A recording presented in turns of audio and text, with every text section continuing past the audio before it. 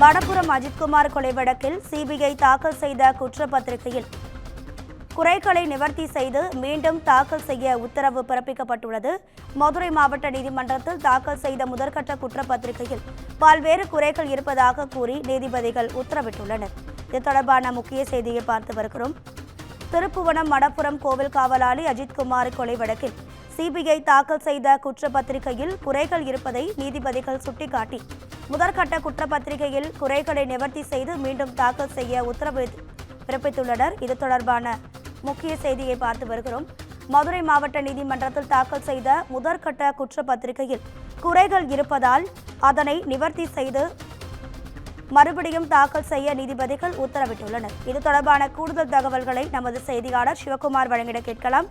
சிவகுமார், வணக்கம். உங்க விரிவான தகவல்.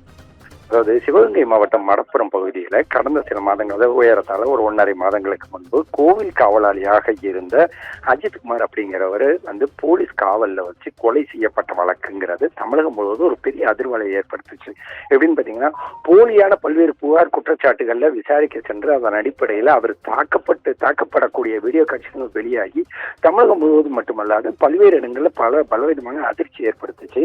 இந்நிலையில் இந்த வழக்கானது முதல்ல குற்றப்புலனாய்வு கையிலிருந்து சிபிஐ பிரிவுக்கு மாற்றப்பட்டது. முழுமையாக விசாரணை பண்றதுக்காக சிபிஐ பிரிவுல அது மாற்றப்பட்ட நிலையில இதற்கு உண்டான முடிவுகளை சீக்கிரம் வெளியிடணும் அப்படின்னு சொல்லி மதுரை உயர்நீதிமன்றம் உத்தரவிட்டிருந்தது. இந்நிலையில மடப்புரம் அஜித்குமார் கொலை வழக்கில் சிபிஐ தாக்கல் செய்த முதல் கட்ட குற்றப்பத்திரிகையை தற்போது மாவட்ட நீதிமன்றம் திரும்பி அனுப்பியிருக்குது.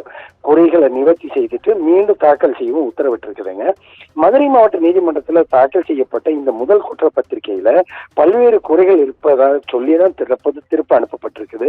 அதே மாதிரி மடப்புரம் அஜித்குமார் கொலை வழக்கில் சிபிஐ தரப்புல மதுரை மாவட்ட மதுரை மாவட்ட தலைமை நீதித்துறை நடுவர் நீதிமன்றத்தில் முதற்கட்ட குற்றப்பத்திரிகை தாக்கல் செய்யப்பட்டது. இதை பார்த்து அந்த நீதிமன்றம் என்ன சொல்லுச்சுன்னா, முதற்கட்ட குற்றப்பத்திரிகையில பல குறைகள் இருக்கிறதால மதுரை மாவட்ட நீதிமன்றத்தில் திரும்ப அனுப்பப்பட்டிருக்கு. எனவே குறைகளை நிவர்த்தி செய்துட்டு மீண்டும் தாக்கல் செய்யணும் அப்படின்னு சொல்லி சிபிஐக்கு மதுரை மாவட்ட தலைமை நீதித்துறை நடுவர் நீதிமன்ற நீதிபதி செல்லப்பாண்டி உத்தரவிட்டிருக்கிறாரு. அதாவது குற்றப்புலனாய்வுத்துறை சட்டம் ஒழுங்கு பிரிவுல இருந்து குற்றப்புலனாய்வுக்கு மாற்றப்பட்டு அதன் பிறகு சிபிஐக்கு மாற்றப்பட்ட ஒரு நிலையில இந்த வழக்குல ஏகப்பட்ட பிரச்சனைகள் இருக்கு. அதாவது அந்த எஃப்ஐஆர் காப்பிலேயே நிறைய குறைகள் இருக்குது. அதை சரி பண்ணிட்டு நீங்க எங்களுக்கு அனுப்புங்க அப்படின்னு சொல்லி மாவட்ட நீதிமன்றம் உத்தரவிட்டிருக்கிற ஒரு சூழ்நிலை கொஞ்சம் பரபரப்பை கிளப்பி இருக்குதுங்க. தகவல்களுக்கு நன்றி சிவகுமார்.